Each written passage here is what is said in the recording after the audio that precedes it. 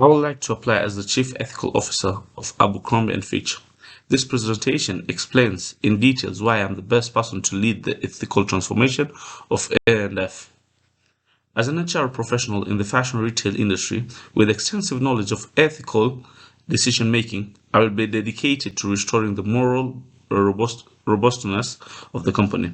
Today, I will prove how I could help A&F restore people's confidence in the company, establish an ethical culture, and attain sustainable development. In addition to experience, I possess a sound foundation of applied ethical theory in terms of hiring and settling wages. I have applied stakeholder theory to ensure the prioritization of various interests. My deontological ethics help me to follow my duty and justice, particularly when formulating fair policies. I am influenced by virtue ethics in my overall leadership style, which is integrity, empathy, and humility centered. In A&F, I will apply such frameworks to balance between marketing and authenticity, introduce a bias-free recruitment process, and align employee incentives with ethical practices, directly affecting the culture, compliance, and consumer confidence. White Hot is not only a revelation of discrimination within A&F, but it is also a demonstration of how businesses can promote negative social standards. The company was not merely excluded on the basis of appearance, it institutionalized racism, ableism, and religion-based discrimination. This was not incidental. It followed systematic disproportion in press coverage and in job market. The negative press, legal actions, demonstrations, and boycotts left A&F with a tarnished brand and profit. Such implications demonstrate that negative branding is unsustainable. Ethical misconduct is not only a moral problem, it is also a business liability that impacts on brand equity, market share, and the loyalty of stakeholders. The Samantha Elof clip is outstanding as it demonstrates how personalized the things like faith can turn to be a hindrance in image-focused companies. It relates internal A&F policies to bigger problems such as Islamophobia and objectification of women in the fashion industry. The filmmaker resorts to visual vacuum, slowness, and contrast with A&F marketing in order to maximize the emotion of the film. It is not only a criticism of a single brand, but is an indictment of the role that brands play in determining who or what is accepted. This resonated greatly with audience and left A&F with no option but to make its systematic failures known. A&F and Boeing are examples of how ethical negligence can cause permanent harm, although the problematic aspect of A&F was social and cultural.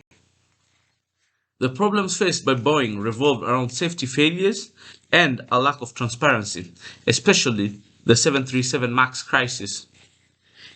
In the two instances, organizations did not heed the voices of essential stakeholders. Freeman criticizes this failure in the theory, but Friedman view justifies it as long as profits are not affected, which they later are. These instances demonstrates how not paying attention to ethics can hazardous and how effective stakeholders-focused leadership is necessary. Poor B Corp certification looks excellent, especially for consumers facing brand looking for ESG credibility. It is not a silver bullet. The history of discrimination by A&F implies that trying to certify too soon will be counterproductive and look insincere.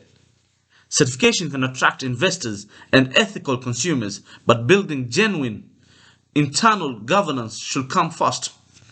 This comprises a mixture of reviews, open policies, and stakeholder confidence.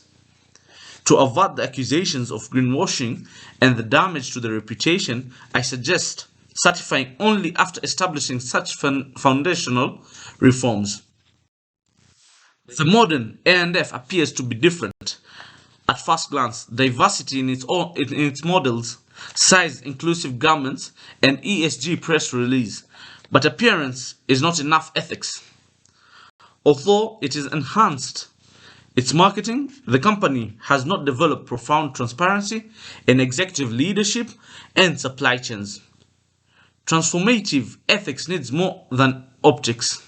It requires a shift such as the third-party audits and feedback panels that include people traditionally omitted from the brand. It will focus on a systematic change to justice and inclusiveness to regain credibility. To restore confidence, A&F needs to face its history under the Recon and Repair campaign. It will be openly criticized and consider the wrongs of the past through a truth-telling platform. Moreover, A&F must collaborate with ethical fashion NGOs to co-create employment procedures and supply chain policy. Such measures will show a genuine concern to change, saying that the company has changed is insufficient, as it must be ready to demonstrate it with humility, transparency, and collaborative ethics. I want to suggest two essential resources to CEO Fran Horowitz. The first one is the Routledge Companion to Corporate Social Responsibility by Freeman and Velamuri, which provides pragmatic fundamentals for the ethical principles and strategic objectives. The second is White Hot, The Rise and Fall of Abercrombie and Fitch by Alison Clayman, which brings a much-needed retrospective looks at the company's dark past.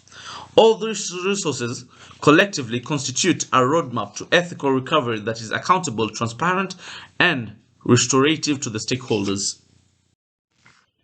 I am a digitally and globally aware professional, so I always employ evidence-based practices to create ethical systems. My cross-cultural HR experience increases my capability to meet the needs of stakeholders internationally. I am also actively developing professionally through learning channels such as LinkedIn Learning and adherence to sustainability principles such as circular design and ethical sourcing. I do not just provide qualifications. I offer a transformational mindset, critical, reflective thinking, and moral relationship for the future. In conclusion, A&F can become an ethical fashion leader, necessitating strategic, value-driven, and purposeful leadership. As Chief Ethical Officer, I can provide a clear, vision-based practice, research, and accountability. Together, we can make past scandals a lesson learned and form a future of A&F, which is not typical of exclusion but founded in integrity and inclusive excellence. Thank you in advance for your interest in my candidacy for this decisive and urgent position. Thank you.